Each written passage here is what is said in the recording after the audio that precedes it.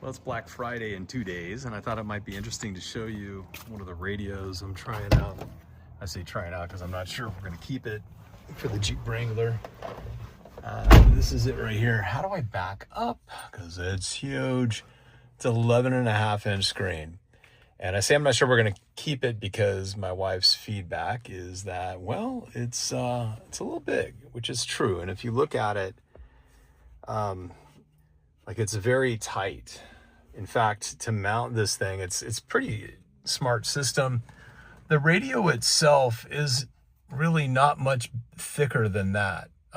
This is part of a mount, so it's really stacked three times. This is a plastic mount that goes into the main dash. Then there's this piece which attaches that piece.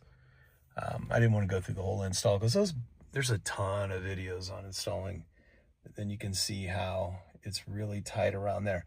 It still works. And the reason why I'm showing it to you, most of the time I don't show products on my website. It's the early 2000s. Bear with me. Usually I don't show videos of things I don't really use. I like to test them out for a while before I do them. But we're just gonna roll with this one. So let's show you how quickly it turns on. It's got a lot of pluses. That's why I really wish they made a smaller version of the same thing. It's like, oh, then I'd keep it. So as you know, with most Android radios, or those of you who've tried to install them into your older vehicles, this is a 2013 Jeep JK. Okay, I gotta mute this so I don't get, there we go. Okay, that's the landing page that it comes with.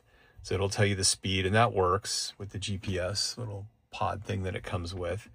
It's got some other little widgets and features, and you can add things if you want. It'll do Android Auto, Apple CarPlay. I've tested it out. That works really well. This is cool though. Check that out. This is very much like the Ford Mach-E, the way that is integrated into the actual screen itself, which is real cool. And it's a physical button overlay on the screen, which I think it was highly unique. Same on this side. So this has different features, and that's dynamic. So if I push that, it's going to scroll forward.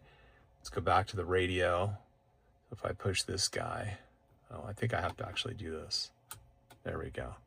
I click it, and then it goes to your saved favorites. So that works. Everything's very nice. It's just a little big. And then I noticed that too, when I turn the wheel, you see how there's not a ton of room here because that's 11.5-inch screen. I can still mount a phone here, which works. And that's the external mic that it came with. It doesn't have an embedded, sometimes you'll see a little pinhole where it's got the mic. It's actually right there. You could mount it anywhere. I just put it there. It's fully installed right now. Subwoofer works. This vehicle comes with the subwoofer in the back. So everything is functioning, and it's really responsive. That's what I like about it. So if I go home, here we go. See, this is sometimes you'll see people say, oh, it's super responsive, and you still notice lag. There is no lag that I've noticed in here. You also have access to the Play Store, which is nice. It's nice to be able to download whatever you want to download. So I like that part. And we'll go back here. Also, the steering wheel controls work still, and that's by default. When I ordered it on Amazon, it comes with a canvas, I believe it's called. Let's go back to the radio. Okay, so if I do from the back, I'll do volume up, and you'll see that go up. See there. So I click this button for the volume up. Same with changing the channel. If I go here, it's going to be a great upshot here. See how it changed the channel? So that still works. Everything looks really good on that. You can also install other launchers. Here's a launcher that's available, and it gives you the little Jeep thing. It's got other things. Again, if you click radio, it goes to the radio. The only thing though is getting back to that launcher is a little weird. Stop it. Stop it. that's actually your launcher. Now you do have other launcher options. You have one of 6, I think, and they're, so let's go back here. And if you go here and then theme, on theme, you can see you have access to these. They don't give you a ton, but it's kind of nice. I wish too they had one that represented the Jeep. I can't find one. Like that looks like a Porsche. Say okay. You go this route.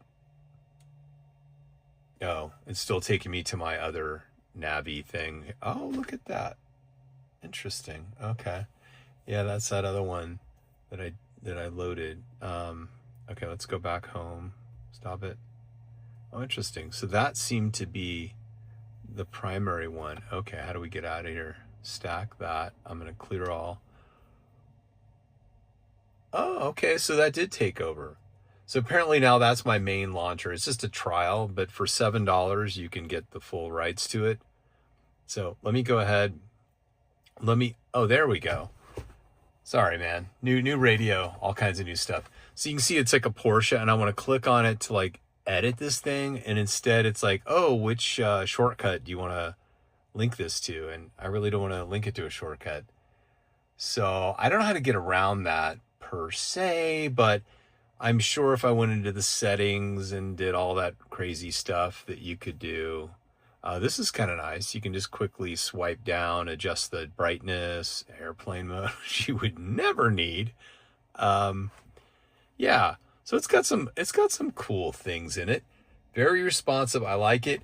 And I like this kind of integration. But if you think about the tradition of a Jeep, it's really so outside the scope. So I would say, it's very sturdy, like it's locked in there nicely. So I think you could 4-wheel drive with it fine, but it kind of pulls you away a bit from the 4-wheel drive vibe, I would say, from like a Jeep off-roady look. It's a little too modern for what this thing is.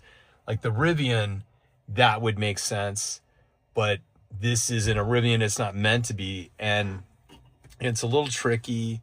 You have the, if you want to do the windows up or down, it's a little, it's accessible, but you can tell there's a lot going on here. But I wanted to show it. I do think for some people, they may want it.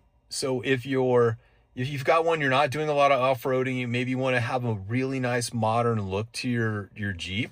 This screen's huge. So I don't think you can do bigger. I did see where they had one was more like an iPad vibe, but it did stick up pretty high. I don't know about that. So yeah, I hope this helps you. I will leave the link. It's a Black Friday thing where you may want to check it. The price was amazing. I think I got it for like under $230 or something like that, for like $211, some crazy amount, with 6 gigs of RAM and 128 of memory. So give it a shot. You can go to settings. It acts and behaves exactly like an iPad, really. 11.5 inch, and you can uninstall this I downloaded. You don't actually have to do that, and I will be uninstalling it eventually. So that's it. I am trying another one, which is a 7 inch, which it doesn't pop out at all. It's like original equipment, and flat, but it's just modern. We want to be able to do Android Auto or Apple CarPlay just easily. Now you can also do these additional add-on features, which I've seen. In fact, this Jeep, when we bought it, they had like 4 different cameras. It wasn't really working. It was glitching out. It was weird what was going on. I just removed it because it took a lot of your vision away. It was like maybe that tall, but it was enough. And my wife's driving this mainly. This is her vehicle. So yeah. That is what we're looking at. So stay tuned, subscribe, because I'll show you next. I get that on Saturday, and I'll show you what the other one, where it's fully integrated, and we'll see that. But again, Android radios can be a little sketchy, and some people are like, oh yeah, super smooth, blah, blah, but this one's definitely buttery. It's really nice.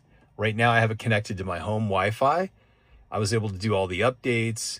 Oh, that was another thing. The firmware update. Usually when you get these types of things too, you're like, yeah, it's, manufactured offshore.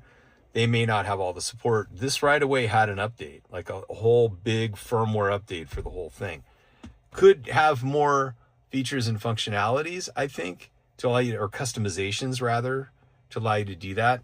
But you can download other launchers. The only thing I don't quite know how to do is how do you have that launcher be the actual default? I'm sure there's a way to do it. I just haven't done it. So in fact, we're going to uninstall that guy. Yes, uninstall. And that went away. So it just shows you kind of the work in feature there. I just wish I could tweak this. Like the other one I was testing, it had like a little mini Jeep and you could customize it. That would be cool. Maybe there's a way to do it. I just haven't gotten around to it. That's it. That's the review. You can see it from all the other angles too. And I want to show you the backup camera. It's quite nice. So I'm going to pop it in reverse. You'll see it comes up here. And it has this like virtual line.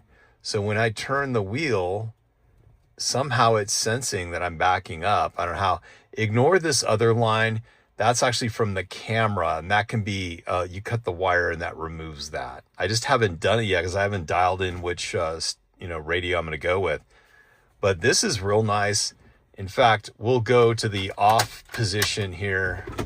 Just turn it all the way off. There. Okay, now the key's out. We're off. Now I'm going to show you how quickly we can pop it into reverse. Oops, get it all the way over. There we go. See how quick it is? There.